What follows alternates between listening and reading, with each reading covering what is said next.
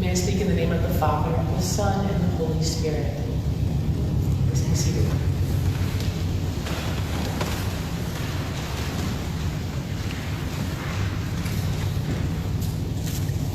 When I first began my life as a priest, I was very excited. I don't think I was even a priest yet. I was going to become a priest, and I was a deacon, something that happens in our church. And I got invited to one of these sort of command performances where they invite you to do something, but it's really you're being forced to go. And in the church, that's what's happening when they say it's RSVP no, which means when you say you can't come, you have to give a reason for why you can't come. So it was clear to me this was an invitation/forcing. But I wanted to go. It was a clergy retreat, and a really famous monk would be speaking there. I say famous monk. I don't think he seeks to be famous, but he is famous. Brother Curtis Almquist, who is a long-time brother of the Society of St. John the Evangelist in Cambridge, Mass. If you've never been to the house, it's a wonderful place, full of love and prayer and joy, deep joy. But in any case, Brother Curtis has a way of speaking, and it feels like he's boring a hole into your soul. It feels like he's looking at each person who's in the congregation and just staring into your soul. So just imagine, you're early 30s priest, you're pretty green, totally green, and you're in this robust congregation of, experienced priests, and then this man is boring into people's souls. So this is already a bit scary. And they just says, for our first meditation, we will write down all of our hopes. And just write down your top 3 hopes. And, I'm like, this is great. So I write down my 3 things. And just some time. He's just, quietly, meditating, whatever monks do when they're thinking about things in front of you. Who knows? Maybe he was telling jokes in his mind. I have no idea. But he looked very pensive. And then he goes, all right. Now I want you to cross out everything that you wrote, because it will not come true. I was devastated. I was just like, I don't think I ever got over that, which is why I still preach about this. It's a really profound moment in my spiritual life. Crossing out everything I hope for, and it will never come true. It won't happen. And what he said was, there are only 2 possibilities in one sense. Everything you wrote will happen, but it will be nothing like what you've imagined, or it won't happen. I have to admit that in hindsight, I think he's absolutely right.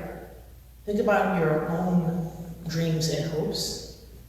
If you're someone who knew from the age of 4 that you were going to be a physician, you became a physician, even if your father and grandmother and everyone else before them were physicians, it's nothing like what you thought it would be. It didn't turn out that way. Having children, getting married, I'm sure even being president of the United States doesn't turn out quite the way you imagined. And then there are lots of things that we hope for that don't come true. And then he said, and now, this is the beginning of hope.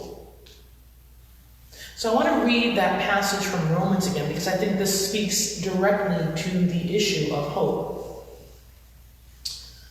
We also boast in our sufferings, knowing that suffering produces endurance, and endurance produces character, and character produces hope, and hope does not disappoint us, because God's love has been poured into our hearts through the Holy Spirit that has been given to us.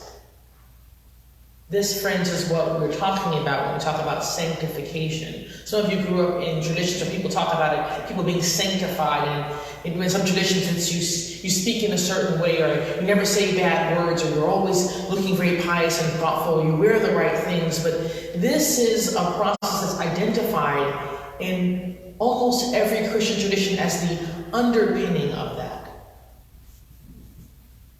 Hope isn't the dreams we have when we're 17, and hope isn't that everything comes true in a naive way. Hope is this thing we can't quite locate, but that definitely happens after the dreams are not what we imagined. And I want to argue that because of that, it's really unsafe for us to put our hope, our dreams on people who are younger and say, you have to be the bedrock of the community that's coming. In reality, only those who have lived enough to have endured, developed character and patience and resilience can understand what's meant when we say hope. It's only when more and more and more of the people you love are on that other side that you begin to understand. You know what hope is? Hope is the woman at my very first congregation I served who came to a little get-together and showed me the pictures of the people that she loved, and it was really a little disturbing. She went, oh, and that he's dead, and she's dead, and he's dead, and she's dead, and she's dead, and he's dead, and they're dead.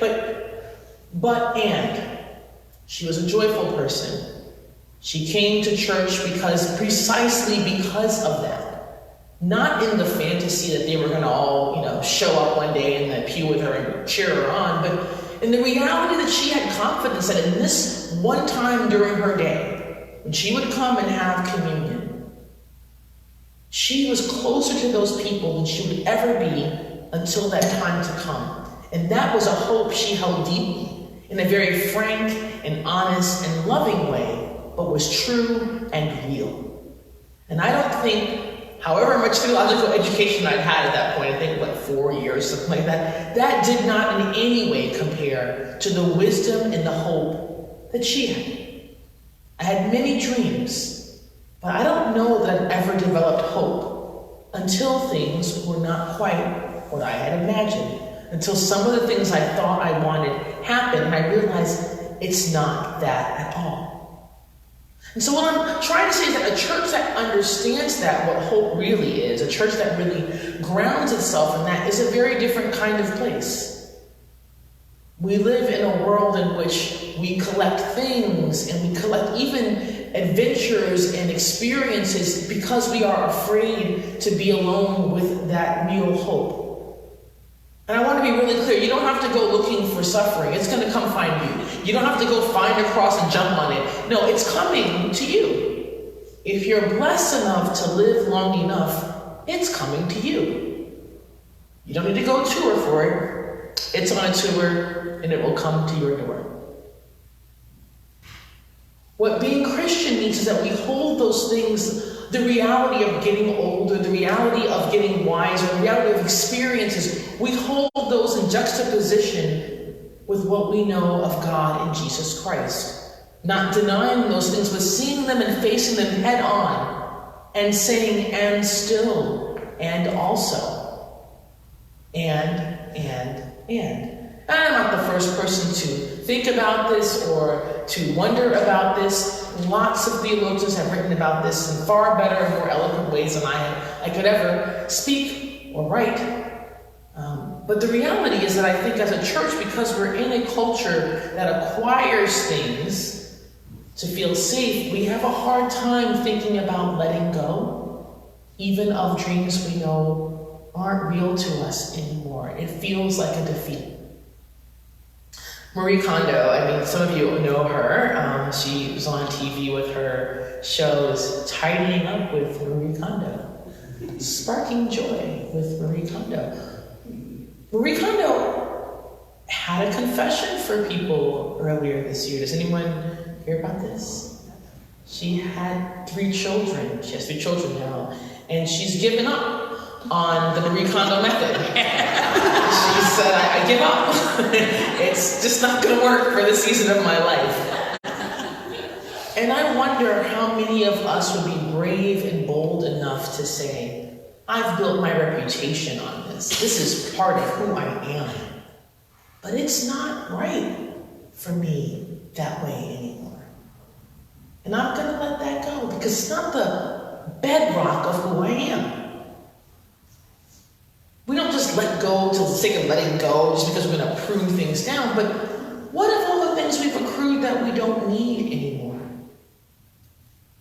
Perhaps perhaps Lent is that time in the year that we pay particular attention to this part of our life, the accruals of things and false dreams and false notions and separation from what is real and true and good, which is in its completeness, in the fullness of things, is Jesus and how Jesus is saving us. That is the truest thing that I know.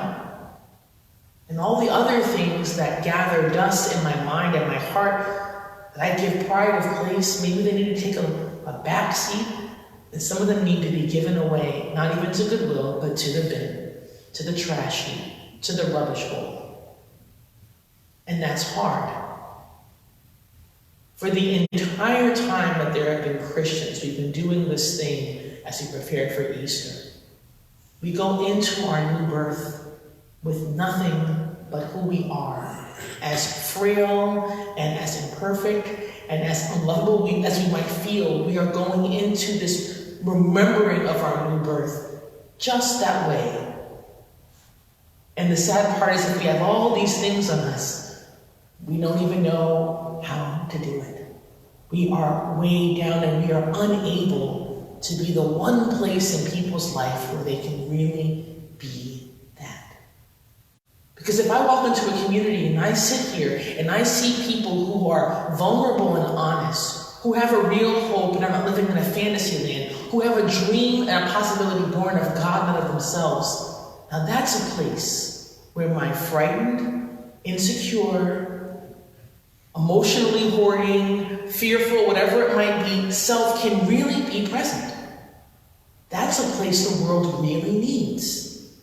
And that's a place where people who have lived have a lot to give. And people who have just started out have a lot to give too, and a lot to learn. So I wonder if this is your call as a community. Not to be some other where or some other place, but to be right here, being exactly who God created you to be, sanctified in the fullness of knowing that you are perfectly imperfect and absolutely loved, and walking towards our baptismal remembrance, celebration, and hope, knowing that that is enough. We boast in our sufferings, knowing that suffering produces endurance, and endurance produces character, and character produces hope, and hope does not disappoint us, because God's love has been poured into our hearts through the Holy Spirit that has been given to us.